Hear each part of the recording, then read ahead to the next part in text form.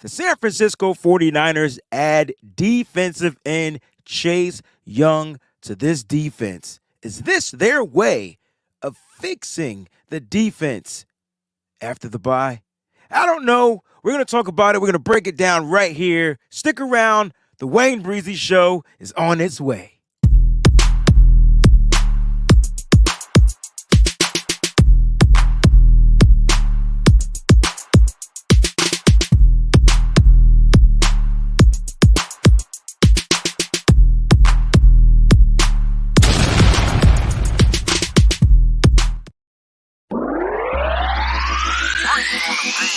We so bright that we shining. All we know is the Niners. Red and gold at its finest. We so faithful to the Bay. We so bright that we shining. All we know is the Niners. Red and gold at its finest. We so faithful to the Bay. Yeah. What's going on, everybody? It's your boy Wayne Breezy, and we are live and back. And I'm excited because during this bye week, I thought it was going to be a down week. I thought it was going to be a slow week. But the Niners did exactly what I thought they were going to do. They were going to make a splash by the trade deadline. And we're going to talk a little bit about it in depth on what the Niners did. I hope you guys are having a great Wednesday. It's hump day. Let's get over this day. I hope everybody's doing good. Shout out to the Breezy Bunch crew out there. Listen, we're so bright that we're shining, and all we know is the Niners, red and gold at its finest. We so faithful to the Bay. So faithful to the Bay. Listen, faithful to the Bay music video premiere is coming soon. It's going to be this Sunday. Right here on YouTube, it's going to go live 7 p.m. Eastern Standard Time, all right? 7 p.m. Eastern Standard Time. The music video premiere featuring Travis King, featuring Lake City Fresh, and everybody that participated in the video behind the scenes who was actually there live and living color. We are going to have a dope time. You guys get to check it out. I want your feedback. I want your comments. Feel free to say exactly how you feel. If you like it, if you don't like it, it's all good. It's all love. All feedback is welcome. But again, Sunday, it will premiere right here on the Wayne Breezy channel. Now, listen, if you are a member of the Patreon, if you are a member of the Wayne Breezy channel right here on YouTube, it is there for you right now. You get first peek at the video. And I don't mean peek. You get to watch the video in its entirety. All right. Shout out to my man Snoopy. Says, good video. Great job, WB. Appreciate that, fam. Red and Gold Blood says, faithful to the Bay slaps. That's what I like to hear, man. It's funny because I did the song, loved the song, and then it sat for a little while. And I was like, I got to do something else because, like, if I don't do something to add to this song, like, we got to give it some visuals. So shout out to the director, producer of the video, my man Nobi. Shout out to Travis King, Lake City Fresh, and all those that just helped make the video happen. My man Nick Parra, Mose knows you guys were out there. Miss Debbie was doing her thing. Miss Mary was out there. Her car got the cameo with the Favor to the Bay joint. We were able to get I tell you what, you got to watch the video. If you're not a member, become a member today. You could join the Breezy Bunch crew. That's all you got to do. You join it, it's there. And I promise there will be more things like that. All right, exclusive for members only. All right, you could join the crew at the Wayne Breezy. Just click that join button. Faithful to the Bay. It's out, man. Now, if you don't care about the video, you just want to support the song, you could do that as well. All right, it's available on all music platforms. It's only 99 cents. You can stream it for free if you're paying for a music service. And suggest it. Get it on those 49ers playlists via Spotify as well as Apple Music. We do want to shout out our sponsors over at Residency. You can see that right there below. Go to www.residency.com. I'm walking that Golden Gate joint. You know what I'm saying? I had to make sure that the red and gold is definitely popping off. Use the promo code SFBreezy. All right, you can save on your purchase. Go make a big purchase this weekend, man. Go ahead and cop some of your SF gear over there at Residency. You see all the players rocking it. Your boy Breezy's rocking it, and I want to see you rock it. So I tell you what, if you've already purchased, all right, Residency apparel, I want you to do two things. Right? Take a picture, okay? And in your picture, I want you to tag the Wayne Breezy, at the Wayne Breezy, and then tag Residency. All right. If you definitely use that promo code. All right. Do that, man. Do that. Do that. I'll definitely repost, retag, do whatever it is I got to do. But I want to see you rocking the apparel. All right. Super cool. All right. Now, if you want the other apparel, you can go to www.twbenshop.com. We got 49ers apparel over there. We got Wayne Breezy apparel. We're trying to big up this brand. All right. And so if you go to the shop site, you can go ahead and see that stuff. It's up there, man. The apparel, www.twben.com/shop. Now, there is Faithful to the Bay exclusive apparel with hoodies and t-shirts. You got to click on the YouTube store. That stuff is in the YouTube store, so you can support that as well. If you want to get you a hoodie, a t-shirt, if you want a towel, then you're going to have to email, and we'll go ahead and mail you out a towel as well if you weren't able to make the video shoot. All right, guys, what's going on? Look, I tell you what, man. I'm excited about the 49ers. They gave us the trade deadline just passed, and they gave us some things to be excited about. And I don't know about you, but I I know a lot of people wanted to get a cornerback, and they thought the cornerback was the issue, which it is. The secondary to me is still an issue on the defense, but I was more excited about getting an edge rusher to help the secondary. I feel like the Niners, they're a weird team, right? They don't waste the draft capital on getting corners because they're not typically picking super duper high where they can get that number one premier corner, right? And then in free agency, they go after specific types of corners. So it's weird, right? Shout out to Tanisha. I see you out there. What's going on, sis? And so it's super weird, right? I'm just kind of the Niners feel like they want to address the front. They want to address the front. And it goes back to who John Lynch is.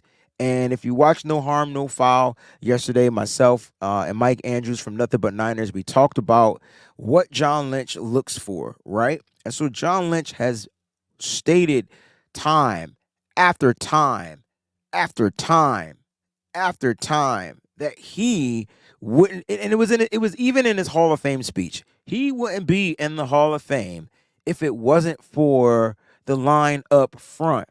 So John Lynch, since he's been here, since his tenure has been with the San Francisco 49ers, has been figuring out ways how to build the trenches. And they've gone through some stuff, right? Because you go with, guys that they've drafted that just didn't pan out, guys that they traded, traded DeForest Buckner. That was a huge, weird kind of situation. They weren't really willing to pay for him, but they kept Eric Armstead. They decided to keep the guy that was, I would say, more versatile. They if you look at the Niners and what they do, they look at versatile players. So it was super interesting, right, to see how the Niners were going to continue to build. I mean, they ended up drafting guys like Green, Javon Kinlaw, and it just hasn't panned out. I mean, the only hit or home run that they were able to draft was Nick Bosa. But here we go, because now the Niners are adding another piece to that front. And I don't want to say rotation. I'm talking starting front, right? That's what's most important. Now, I know a lot of people feel like we got players. We traded for Randy Gregory. Yeah, and it didn't cost us anything, right? It didn't cost us anything to trade for a Randy Gregory. So now Randy Gregory goes back into being, you know what I'm saying, a rotational piece, which is what you need him to be, because now you just traded for defensive end Chase Young from the Commanders, and they only gave up a third-round pick to get him. And I just wanted to read some stuff from 49ers Web Zone about the compensation and things like that. So for those that want to know the financial portions of this particular situation, financially, Young's addition comes at a remarkable low cost per overthecap.com. It's only going to cost the 49ers $561,111 for the remaining season. So you divide that up by the remaining 8 games, and that's how much he's going to cost you. So you're renting him for that amount of money, and the Niners have another premier pass rusher, right? Another premier pass rusher that they're adding to the equation. And a lot of people are like, well, why? We're not getting home with what we have. I mean, it's because you got one premier pass rusher, you got one premier interior guy, and then you got everybody else is kind of like subpar. Everybody else is more like a rotational piece, and that's not a shot at Eric Armstead, but he was never a pass rushing defensive tackle. He was more of the contain. I can stop runs. He can sack quarterbacks. Shout out to Eric Armstead. He has 2 sacks. Got 2 sacks in the last game. We got given the air horns for his 2 sacks. But my point is, he's never been that type of defensive tackle. They did make the move to get Javon Hargrave in the offseason, and he has over 3.5 sacks, I believe, this season as well. Shout out to him. Hasn't really showed up much lately, but he's had some production. But then they go and trade for Chase Young, who now will have the most sacks single-handedly as a 49er. He got these sacks in Washington with the Commanders, but he has 5 sacks. That's more than Nick Bosa, who has 3. That's more than Javon Hargrave, who has, I think, 3.5. That's more than Eric Armstead, who has 2. And then Kevin Givens has 1. Like, you get what I'm saying? So where are the other sacks coming from? Drake Jackson does have 3. You know what? I could sit here and just pull it up. I don't know why I'm sitting here trying to play the guessing game. I forgot that, I have tools that I can use. So let's go ahead and get those pulled up, and I can tell you who's leading in sacks as we speak. All right, let's go straight to the pass rush. All right, and you know what? I don't even want to go to the pass rush. Let's go defense full, because we do blitz, and our defense does have sacks. So I can tell you right now, the sack leaders on this team, they got Nick Bosa at 4, and it's because they don't count half. They don't. PFF doesn't count half sacks. So maybe he's at 3.5 to give him 4, or maybe he's at. I thought he would be at 3, but Drake Jackson has 3. Javon Hargrave has 3. Eric Armstead has 3, according to them. So we'll go over their numbers. Nick Bosa has 4. Fred Warner has 2. Greenlaw has 1. Givens has 1. Farrell has 1. Again, half sack.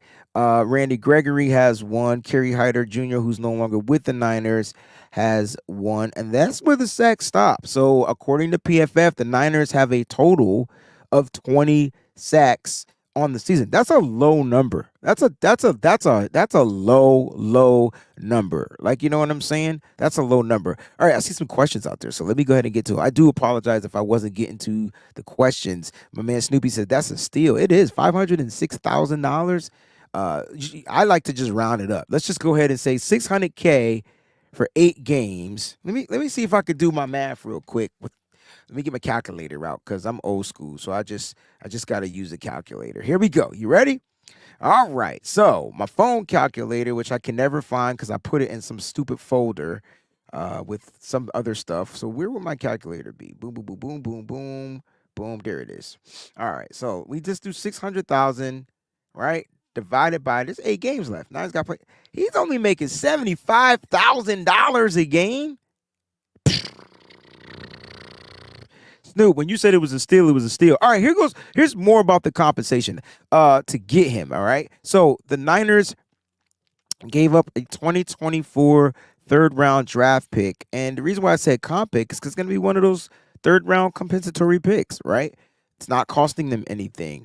To Washington, it was a compensatory selection for losing Ron Carthon, all right, to the Tennessee Titans. So that pick is being sent there, who became their general manager, and D'Amico Ryans to Houston Texans, who became their head coach. So we just gave a compensatory pick. Now, here is the hypothetical worst case scenario, because the Niners did this trade. I don't think the Niners did this trade specifically for rent. I don't think so. What's going on, Paul? It's not a rent thing, okay? This is something that I think that the Niners are going to probably look forward to, depending on how well he does. The Niners have a little bit of money. What is he going to be demanding on the market? I mean, these are all the questions that you're going to have to dig into. He's kind of going to call in the future. He'll be a free agent after this season. The Niners will be silly not to make now, and here's what's going here. It might come down to a decision that none of you, including me, would want to make. The question is, what if it came down to this? Resign Chase Young or sign rework out a deal with Brandon Ayuk. If you can only pick one, Chase Young, Brandon Ayuk, put it in the chat. I'm just curious to know Chase Young or Brandon Ayuk. And Snoopy already came in here and says, I hope it doesn't take away BA. It's funny how we just be on the same page. The money, it can. I would want, and Paul, I'm with you. I want both, but you can only pick one. Okay, you can only pick one. The question is, if I can only pick one, and I love it. We're gonna go through these. BA, we got Bobby Robinson saying BA. My man Kylie saying BA. You got. And I like it. 49ers got a first round pick this year too, as well. Ayuk, BA. All right, here we go. And so this is my issue. I'll go with Chase Young because now you have another premier pass rusher, and the 49ers, I don't think, want to look into the draft and trying to draft another player that will probably be a, what's the word? I don't want to say project, but you'll have two premier pass rushers on your team. And so I would go Chase Young because in the draft, you can just draft another wide receiver. Like, if you're drafting in the first, and let's say the 49ers are drafting 31st, 32nd, 30, they can trade that pick back, and they can. There's going to be tons of wide receivers coming out of college. I feel like you could find another. Wide receiver. Peachy Brown, I'm with you. Plus, don't you guys want to see what Ronnie Bell could do? What if Ronnie Bell can do what Brandon Ayuk does?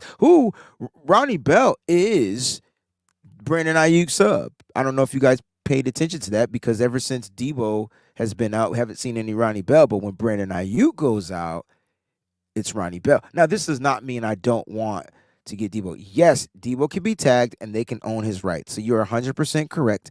Debo can be tagged and they can own his rights, fish and chips. That is correct. The Niners usually don't tag players. It's going to be an interesting offseason, not trying to jump into it.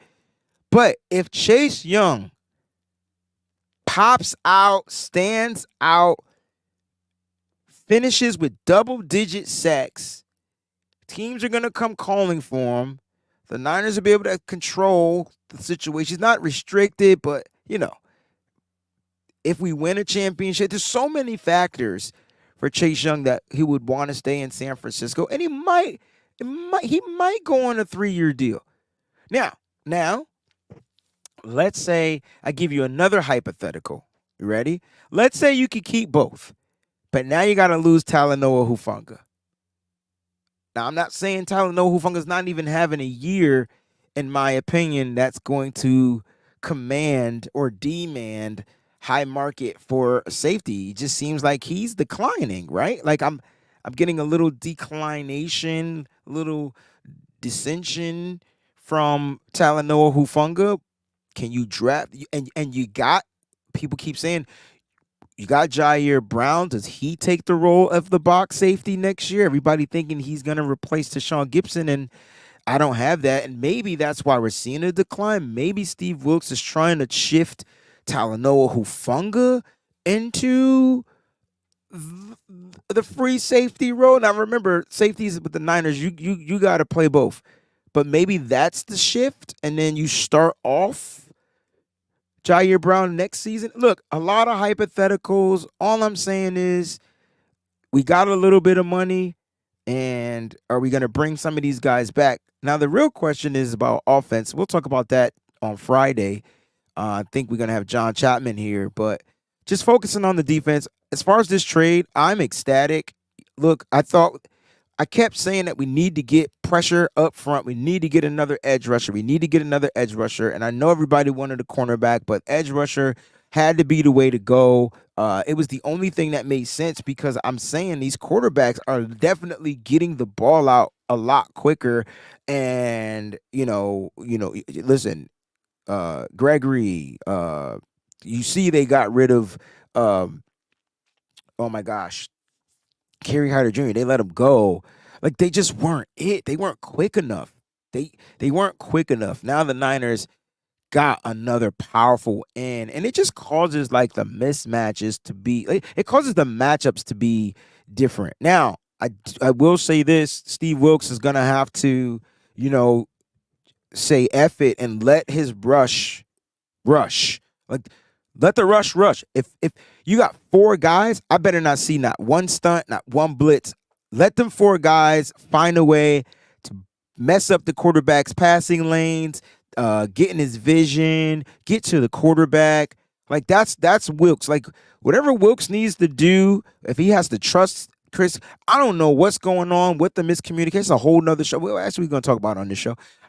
Whatever he needs to do, that's one of the things he needs to do to help fix this defense because to me, you need to do that. Now, as far as other roster moves, the 49ers made some more roster moves. And again, I'm ecstatic about the Chase Young trade. I think the 49ers, this is exactly what they needed. All right. Now, as far as other news, they released cornerback Anthony Brown, offensive lineman Jesse Davis signed to the practice squad, and they also released Kendall Sheffield from the practice squad, another cornerback. And you guys are probably like, well, what in the hell is going on?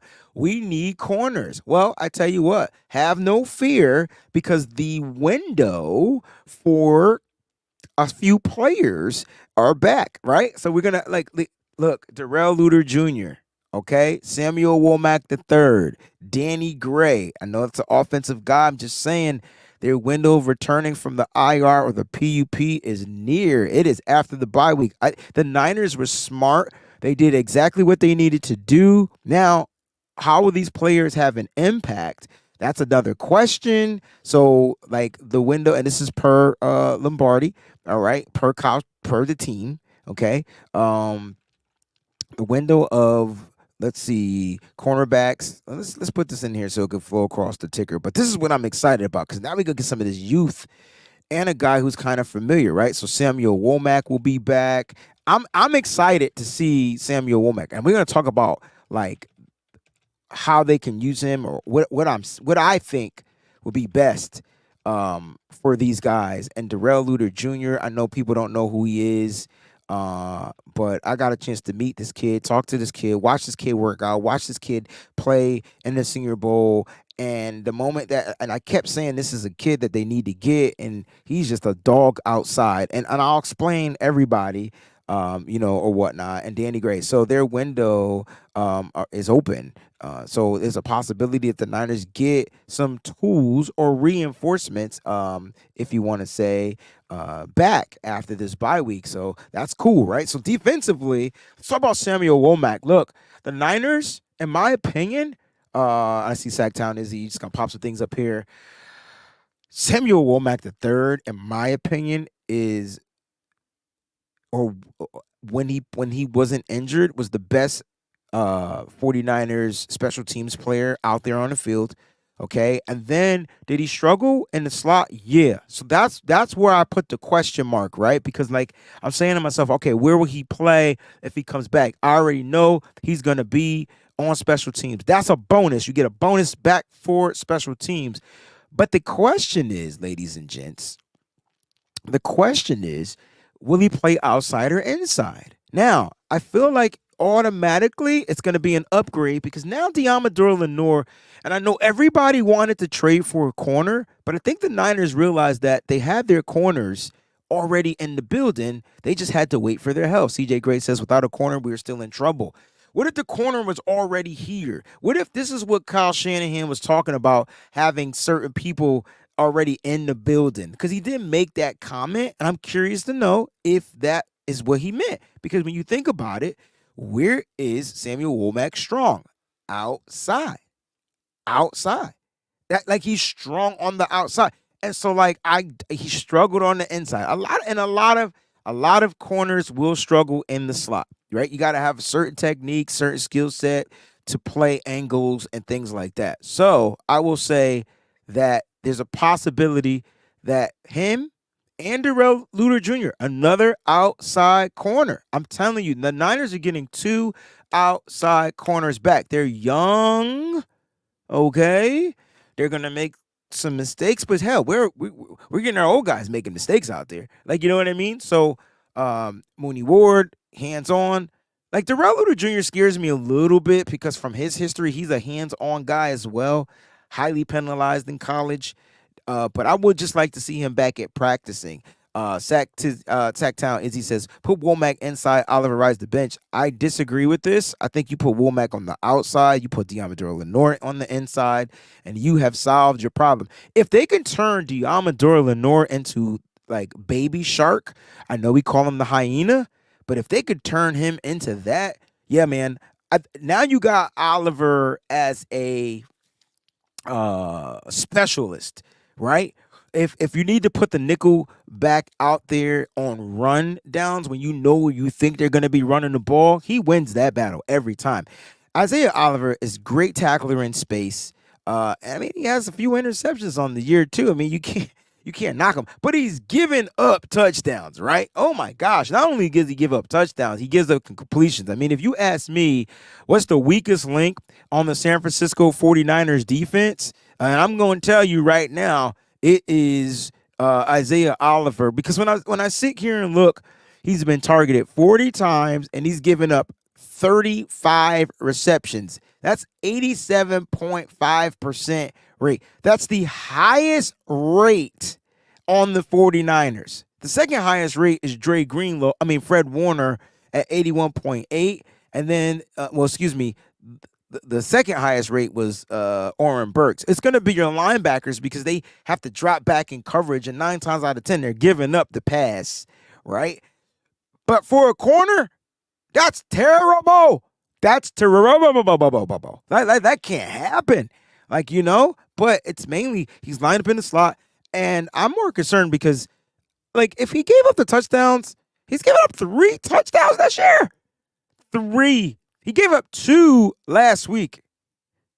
2. Tyler Boyd, Jamar Chase. And I'm just like, dang, he just looked lost. Lost. Now, to be fair, you know what? Bump that. I'm only talking about cornerbacks. I care less what the linebackers do. When Steve Wilkes got his linebackers covering wide receivers, I expect a touchdown on every play. I just don't expect them to be able to cover these wide receivers all the time. Not playing linebacker. You know what I mean? Look, I will say this. Sacktown Izzy, I'm going Womack outside. I'm going inside Diameter Lenore. He's your best cover corner. And where the Niners struggling? In the slot. He's your best cover corner. He's struggling in the slot. So I'm happy about the reinforcement that the Niners are getting back, if that makes any sense, because now we get to see what some of these young kids could come out there and do, with the San Francisco 49ers. Now, here's the question. How will the 49ers fix their defense, right? And that's the $1 million question. Right? That's the $1 million question. And we're going to talk about that for a little bit. How will the 49ers fix their $1 million defense? Guys, don't forget to hit that like button. If you're new to the stream, it's the first time watching, hit the subscribe. If you've been watching and you're not subscribed to the channel, hit the subscribe. If you want to become a member of the Breezy Brunch crew, go ahead and join. Click the join button right then and there. The channel is growing. We're now over 4K. Thanks to you. Round of applause to everybody out there. I appreciate that. I promise on Friday, we are going to focus on the offense, which I think is worse. It's the most important thing. But let's focus on the defense. And I know a lot of people out there. And I tell you what, let's go. Let's start in the chat, right? Should the 49ers remove Steve Wilkes from his play calling ability? So he no longer be the defensive coordinator of the 49ers. And they promote someone within to be that, and he takes a demotion.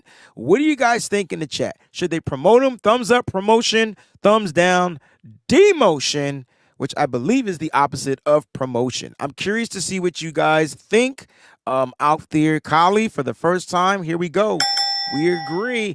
I can't allow Ambry Thomas on the football field ever again as a San Francisco 49er. I still don't know why they haven't tried to trade him. And I don't expect Ambry Thomas to be on this team if he doesn't figure out how to make plays as a defensive back. And he's not getting the opportunities. He is on special teams. But unless there's an injury or unless there's a big blowout, I just don't expect him to be there much longer. All right, we got our first thumbs down. We got some thumbs down. What did I say? Thumbs down? Thumbs down means demoted. Oh, wait, you want him demoted. Damn. Whoa. Wow. That sucks. When I say promoted, I mean stay the same. Do you still want him as your defensive coordinator? And you're getting a lot of them. And you know what? Here we go. Like I can't get mad at your observations. Everybody, what's going on, Bryant? I can't get mad at what you guys are seeing out there on the football field because the issue is this.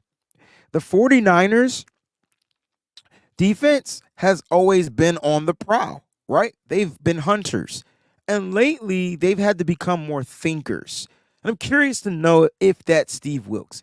Is that on Steve Wilks? Now, I've watched tons of film, and I've sat here every week and watched the film. And the one thing I will say about the 49ers is that they lack something. And it's like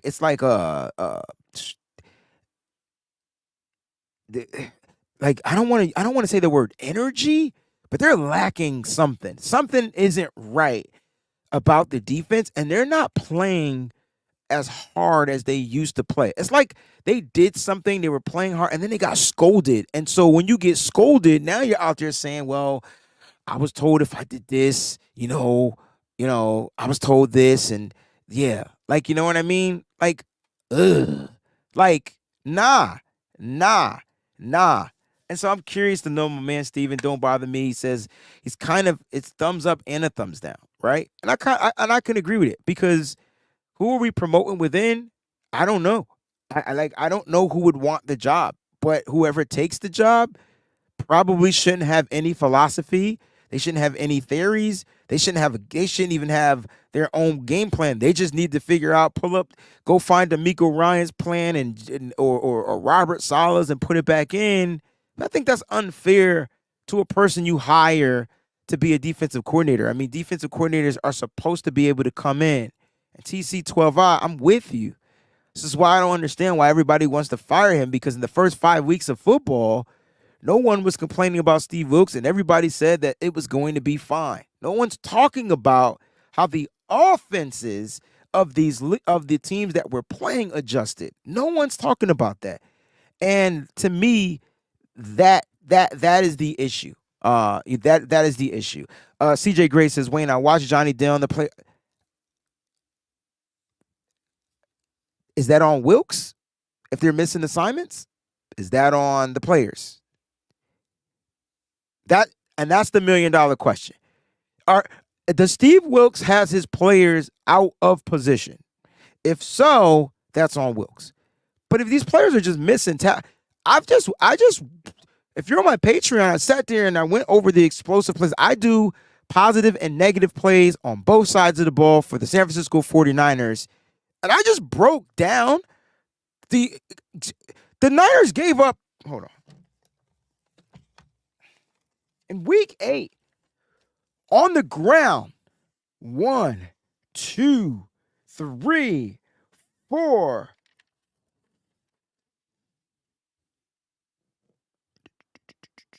5, 6. I would say 5. The Niners gave up 5 rushing explosive plays, 10 plus yards. 5. Not all of them were 10. 2 to 3 of them were from the quarterback. Joe Mixon had a couple, and one was for a touchdown because Nick Bosa, in my opinion, he got held on that play by the tight end too. Like, you know what I'm saying? But like, that's a lot. That's a lot. That's not that's not being out of position, or that's just players missing. And I'm with you. Like, this is what I'm saying. Like, look, Steve Wilks made one bad mistake calling one bad play that almost worked. Almost worked. But guess what?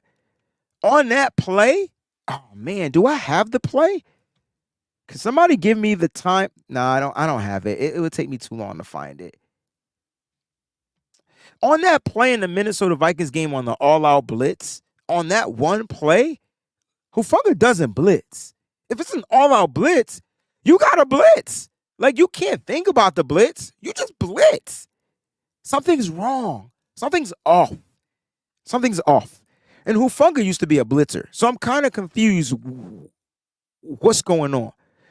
My man Mark says, promote Chris Kosaric. Chris doesn't want to be a defensive coordinator. He had an opportunity to go to a different team and be the defensive coordinator, and he turned it down with the San Francisco 49ers. He wants to coach his defensive line, period. And so, all right. So how will the 49ers fix their defense? Here we go. Number one, it's going to start with Steve Wilks. Steve Wilks has to figure out a way to be a better communicator. That's number one. It's like any relationship out there.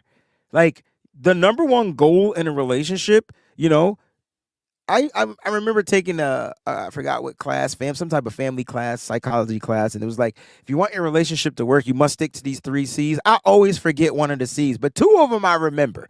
One is commitment, obviously. The second was communication. I can't remember the other one. It'll come to me at some point, but it starts with a C. But my point is, communication is key. The moment you miscommunicate, the moment something gets misconstrued, taken out of context, or whatever, that to me is where stuff just hits the fan. For the 49ers, maybe there's been a lot of miscommunication over the last 3 games. First 5 games, perfectly communicated, players flying around the field, everybody's making tackles, blah, blah, blah, blah, blah, bing, bing, bing, boom, boom, boom, bing. Compromise. Dang it. I knew, Coach, we took the same class. Right. You can't, like, you got to commit, you got to communicate, and then you got to figure out a way to compromise. I knew it was. Like, I don't even want to get into compromising because it should be the coach's way. The players got to figure out how to produce the coach's way. Now, I feel like Steve Wilks has to do some compromising here because for some reason, the math ain't mathing. Thank you, Coach Cruz.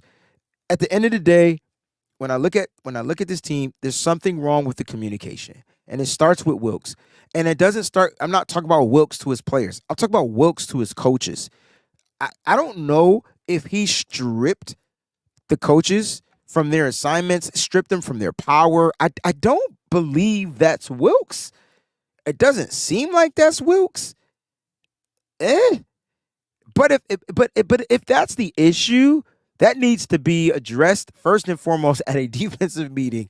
Listen, Kosaric, you focus on how to get this line to get up there. Oh, secondary coach, you tell me whatever we need for our secondary unit. Are they playing off? Are they playing too soft coverage? Are they like, yes. Like, and the coaches can't be afraid to say what they feel and worry about. No, tell it like it is. When you communicate, you got to keep it a buck. You got to be nitty gritty with the communication. There's always a good way to say things, but you just got to say it. At the end of the day, listen, Wilks, your blitzes, them shits is trash. My players need space. You got to figure out how to get your blitzers into the space. We can't be clouding the space. Like if that's an issue, then yes, but they got to communicate that. And to me, that's where the Niners defense has been looking really shady lately. It just seems like it's a bunch of players out there on the football field and they ain't on the same page. So I would say Steve Wilks, if it takes you coming down from the booth to get out there just to be on the field so you can have better communication with your coaches, not the players, but the coaches. And then I remember in training camp, I remember being there one day, and I remember seeing Steve Wilks down on the football field, and I remember him just chewing out Deommodore Lenoir, Mooney Ward, Ambry Thomas, like, and they were playing good. Like, I remember that. I don't know if that's the issue, but I tell you what, if it starts there, if Steve Wilks just makes that one little transition, perhaps the communication will get better. Perhaps the communication will get better. All right. And so I'm hoping that's where it starts fixing the defense with communication.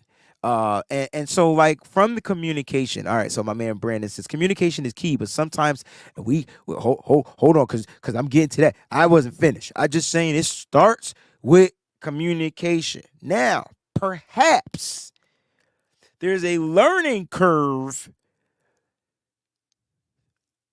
that has hit the 49ers defense because perhaps what Steve Wilks is implementing, the players aren't comprehending. Perhaps. So maybe after the first 5 games, where they looked like they were shredding, they were the number one defense in the league, you couldn't score on them, blah, blah, blah, blah. Perhaps new things were being implemented, and the players don't have the ability to comprehend. And see, this is where it comes down to like first round picks, second round picks, third round picks, fourth round picks, fifth round picks. I'm not saying you can't hit on some of those picks, but these guys get drafted later for reasons, and it don't always mean because they're not able to comprehend or they're not smart enough. That's not what I'm saying. There's injuries, there's abilities, there's measurables, there's intelligence. All that got to factor in. But I'm just saying, perhaps there's a slightly slow learning curve in his secondary. Maybe he's expecting his secondary to be able to do certain things that he's just used to his secondary doing, and those guys can't do it. When I go back and I look at, they signed Isaiah Oliver as a free agent. And I know nobody wanted Jimmy Ward back. I get it. Jimmy Ward didn't want to be here, even though he wanted to be here. He wanted to be here. He didn't want to play. He didn't want to play. He didn't want to play nickelback. I think that was the key, right? And then all the stuff that went down, right? Blah blah blah blah blah. All that good stuff. All right, cool, no problem. Cool, whatever. Anyway, man, just imagine. Do you know what the key piece that's missing on this 49ers secondary? Who the key piece is? Jimmy Ward. Now, has he given up touchdowns? For sure. If you go back to his first year and playing nickelback, man, the Niners defense was just a little bit different, wasn't it? I mean, then he ends up going with D'Amico into Houston. Haven't heard much of his name this year, but I know a lot of people aren't high on Jimmy Ward, but he gave his blood, sweat, and tears in just about every injury to this organization. They could have did him a solid and be like, listen, I know you want to play safety? Fine. What was wrong with letting him play safety? You get him in the building, something happens. Listen, Gip, we're signing Gip as well. Listen, look, we're really struggling at this department, man. Can we do something to help you play this? I know you don't like to play it. They could have figured it out. Like, don't get me that they couldn't figure stuff out, man. People be fugazi and cats all day. You get them in here, you tell them one thing, you do something different. It's the American way. It's the way of the world. Like, they could have did that. This is not about Gibson being better. Gibson is definitely not better at the nickelback. And guess where the 49ers are struggling, my man? Bashar, we're struggling at the nickelback position. I just talked about Isaiah Oliver. 85%? God dang. Like, that's ridiculous. Now, look, and nickelbacks are going to give up receptions, but dang, don't give up the touchdowns. Don't give up the touchdowns. And you're right. He was better at safety, especially when it came to ball hawking, getting interceptions, no doubt. But I'm talking about the nickelback position. All you had to do with Jimmy Ward is say, yep, sure, we'll sign you at safety. Hey, Tashawn Gibson, we're going to offer you a contract too. You can come back here. You guys can compete it out. And hey, at some point, Jimmy Ward could have slid right into that nickelback position the moment they saw Isaiah Oliver. Because I tell you what Jimmy Ward wants to do more than anything? Win. It couldn't have been money. Like, the Niners got money. They had money. Like, you know what I mean? Like, they had bread. Like, the Niners, look, they had. I'm gonna start thinking that money is never the issue when it comes to the San Francisco 49ers, because they always find a way to find it, right? Uncle Scott, what's going on, baby? Salute to my Uncle Scott, man. Now look, and Jimmy Ward was a better tackler. He better blitzer. Man, look, he gone, long gone, and all I'm gonna say is you're missing that key piece in the secondary, right? You like, that's a key piece. You tried with Oliver, and so that's why I'm saying, look, the Niners are gonna have to do some interchanging on their defense before we get to the players. Actually, the players, Steve Wilkes is gonna have to do some just regrouping or resurfacing, right? So like I like Oliver, but you like him on certain situations, right? We talked about, usually when people bring 3 wideouts, they're going to throw the ball, but they've been running the ball as well. You saw Jamar Chase on that handoff run, Oliver makes a tackle for -8 yards. Like, Wilkes has to figure out a way to be smarter when to use Oliver. And I think that would make Oliver stand out better. But in coverage, he ain't it. He not it. You can't tell me he it, because the numbers say he's not it. Deommodore Lenoir, love you to death, my man. You my guy. You know you my guy. I'm gonna need you to go ahead and play that nickel back. Give me Womack right now. Put him on the outside next to Mooney Ward. Let those guys bang bang. The one thing I like about Womack is he will play press. I don't care what you tell him to play. He's gonna play press. And you know what he has? You know what Womack the third has? It's called a knack for the football. Like, it's called the knack for the football.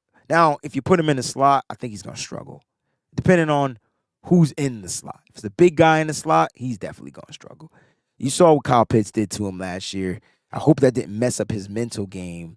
But I think Steve Wilkes needs to do some resurfacing with the players that he has in that secondary as well. And let's get to the players, because at the end of the day, how will the 49ers fix their defense? And it comes down to the players, right? It comes down to the players' mentality. It comes down to the players saying, F it, I got to go out there and I got to do it. I got to produce. I got to do this. I got to do that.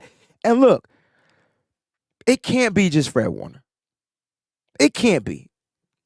It can't be just Fred, right? It can't be.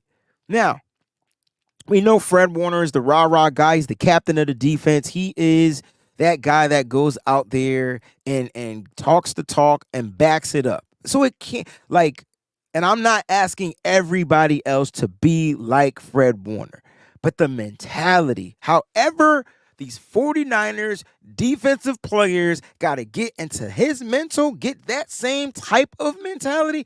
Whatever way they do it, they got to go out there and figure it out. Because I'm not saying that the Niners defense has to carry the 49ers, but they definitely need to complement and give the 49ers offense more chances, and more chances. And they could do it. They've done it. We've seen them do it, right? So it's not that the Niners defense can't do it. I think the offense is just, the offenses of the other teams are figuring out, they're playing a better chess game than Steve Wilkes and his 49ers defense. I think that's what it is. He's getting beat in chess right now, and he can't figure it out because he got all the good pieces remaining.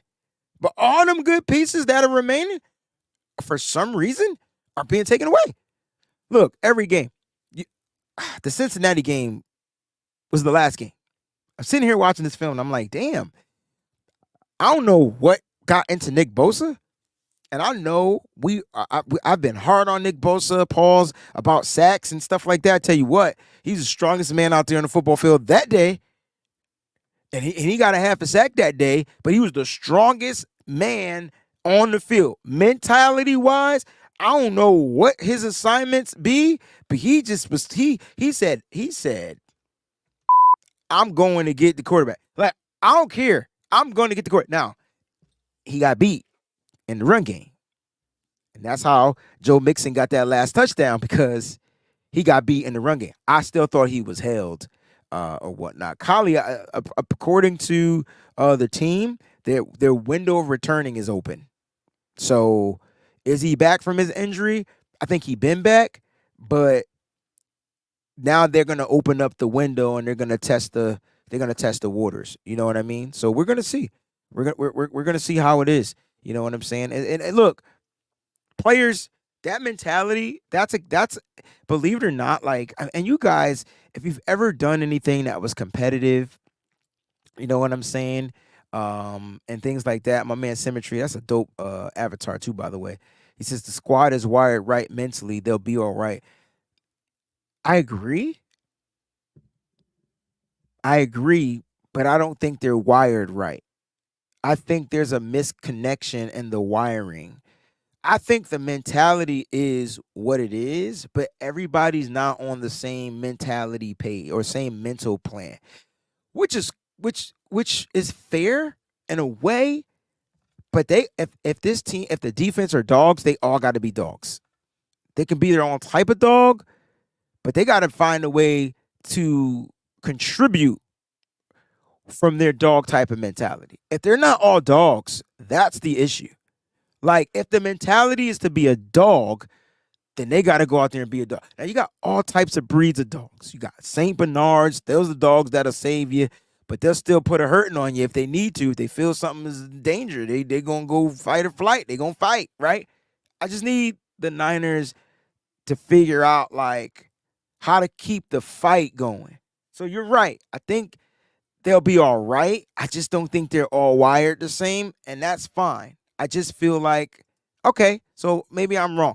Rob D says it's the signal, not the wire. Okay, sometimes you can have the wrong wire going to the wrong connection, and you got to undo the green and red and connect it to the yellow. That's why I said wiring. But hey, if that's how you mean, that's what you mean, cool beans. Like, we all right at the end of the day. We all watching the same thing.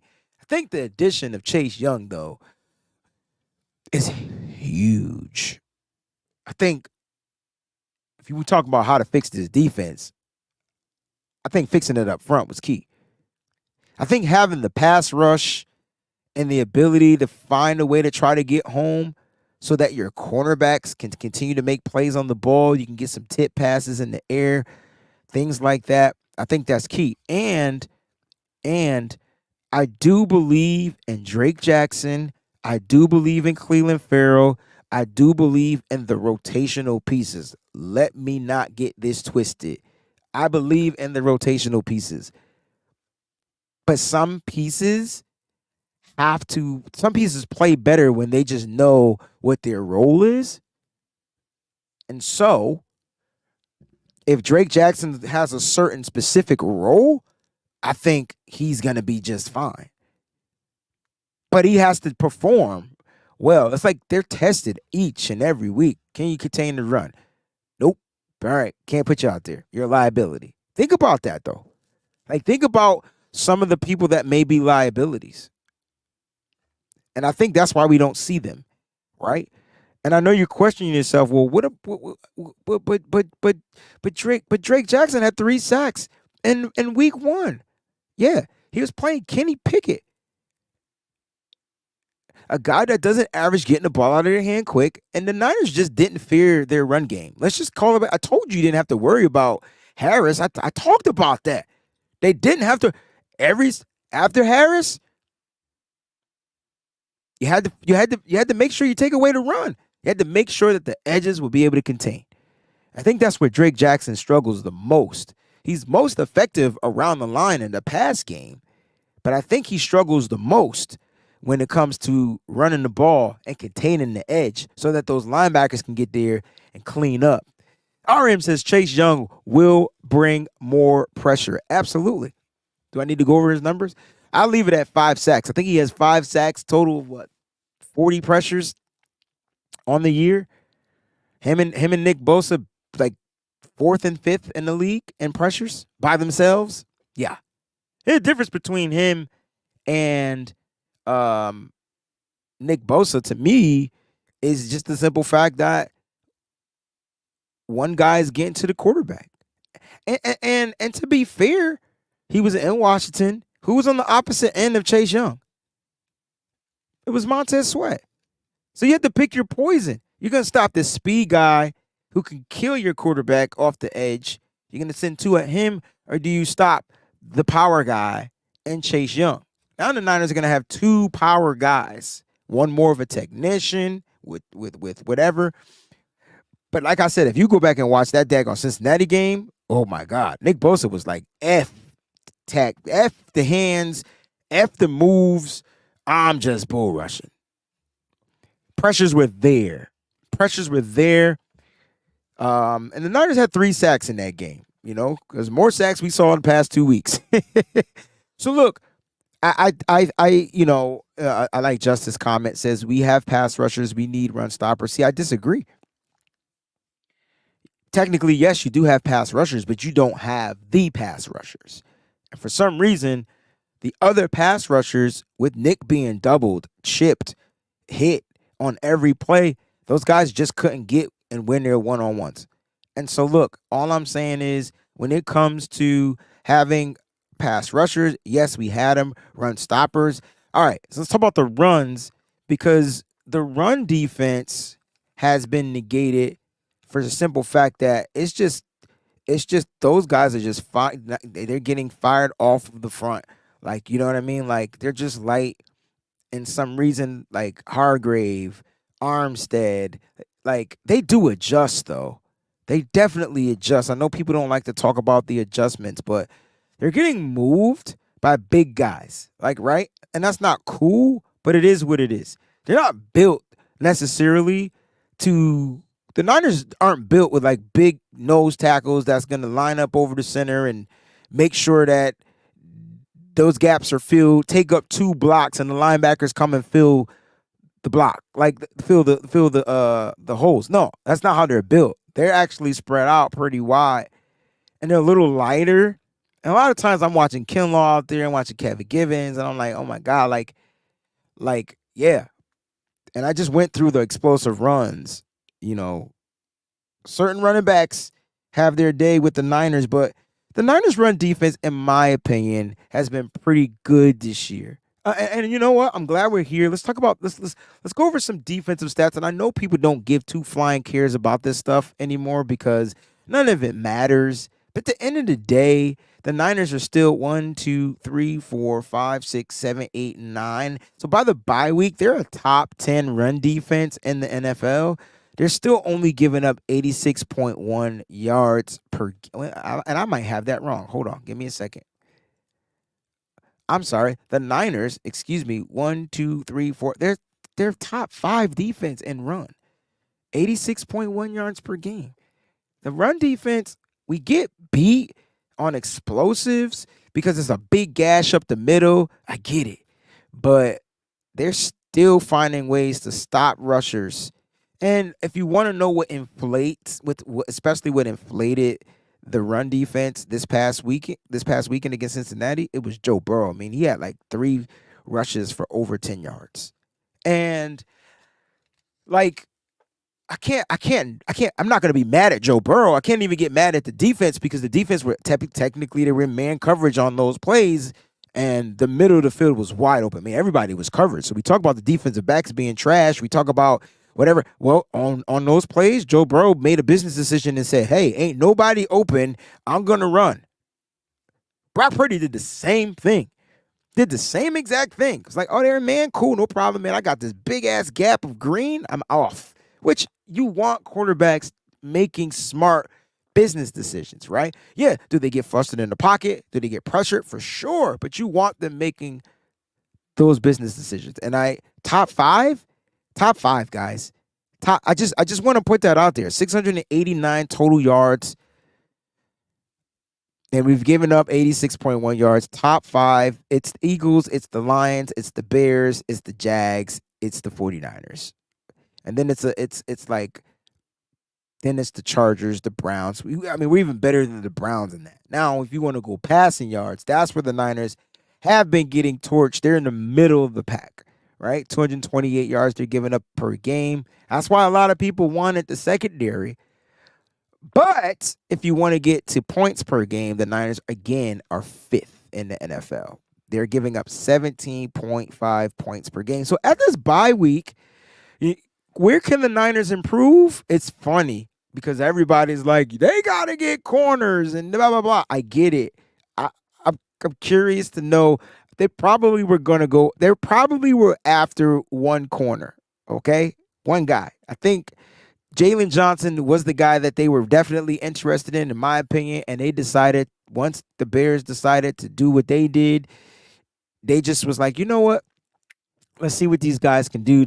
We'll get them off the IR, off the PUP. We'll bring them in there, and we'll see what happens, right? They feel like they can work out something with the players that they actually have.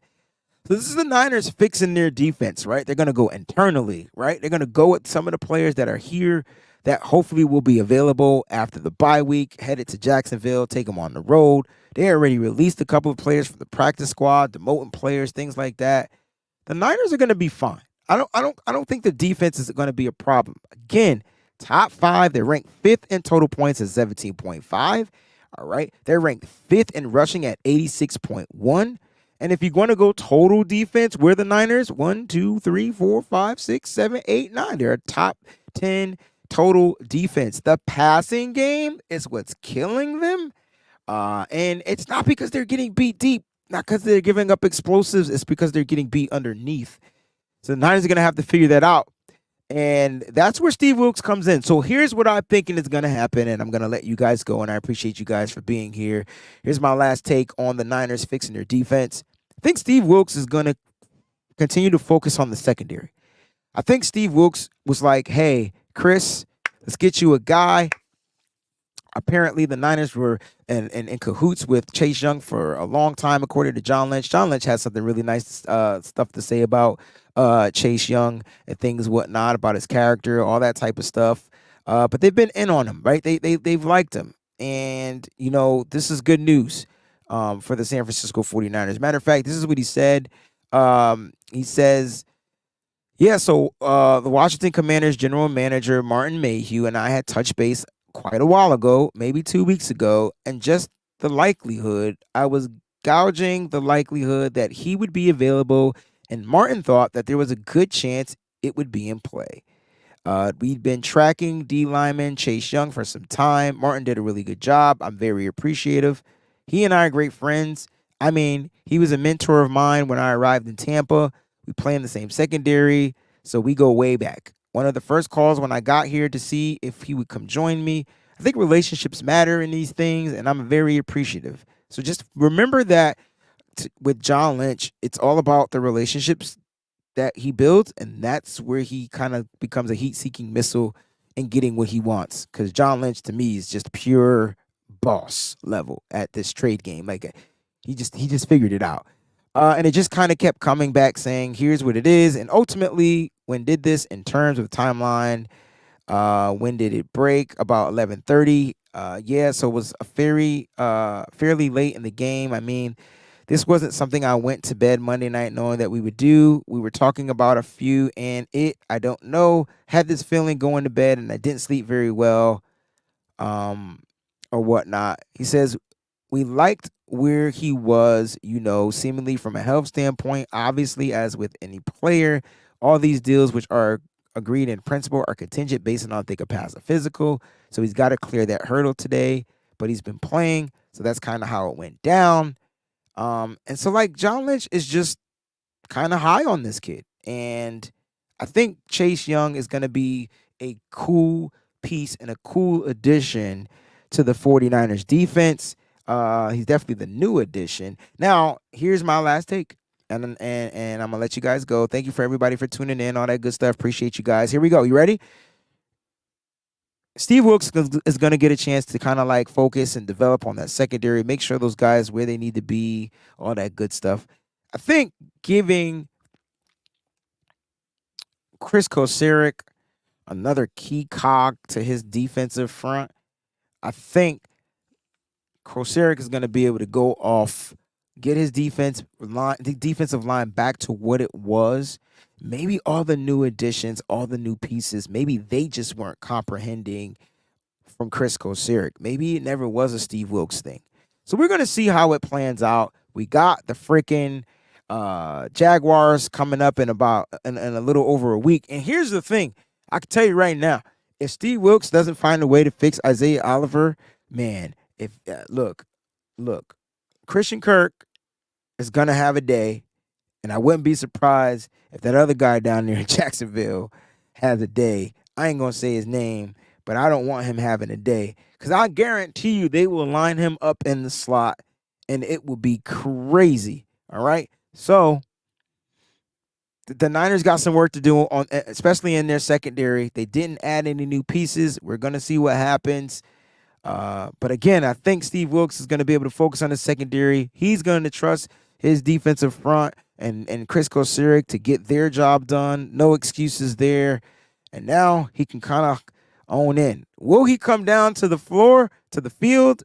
I don't know. We'll see what happens. Listen, you guys are awesome. I love you guys. Don't forget to check out residency.com. Use the promo code SFBreezy. You can save on your purchase. Also, if you are a member on Patreon or if you're a member on YouTube, you can get the exclusive music video of Faithful to the Bay featuring Travis King and Lake City Fresh. Don't miss out on it, man. I love you guys. You guys have been rocking out with me from day one. We'll see you back here Friday. Stay up, guys. Stay faithful for sure.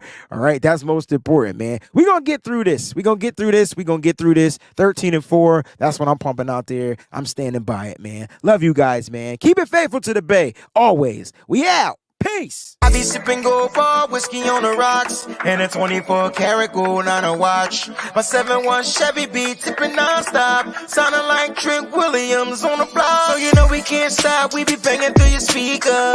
Wayne Breezy on the field or in the bleachers. You can tune into my show and I'm a teacher. Wayne Breezy, the 4-9 preacher.